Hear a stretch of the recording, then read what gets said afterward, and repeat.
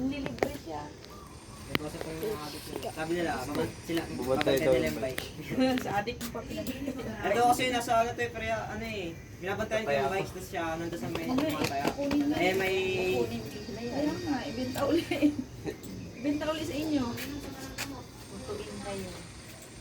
Tapos yan, Tawaran ko pa nga sana sabihin ko, one na lang kasi sumobra yung ano namin.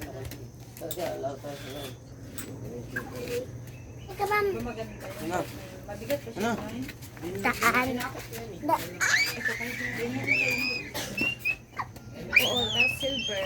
Silver. Rented sana kasi wala namang kaso sa likod yun eh. Bibili pa ako. Pag may ganyan kasi ano eh, 1K yung ganyan eh. Pag sa MTV. Oo, yung mga kaso sa likod. Pakita yung pinipicturean mo kanina. Oh, yun o. Wala na kukuha. Pwede pa yan, ano? Hulog ka. Yung parang frame niya, pwede, ano, pwede pa yan. Hulog ka dyan. Na-adjust yan eh. Ano yan? Ang tawag yan? Na-adjust yan. May tawag yan eh, nakalimutan ko.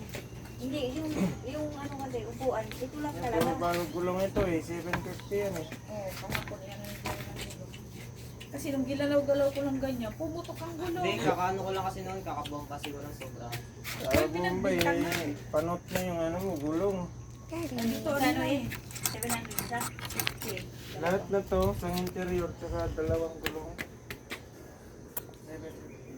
Buti. Opusher. Ayun, bago yung gulong na yun. Ito, ilan? Upuan lang pala. Bye-bye.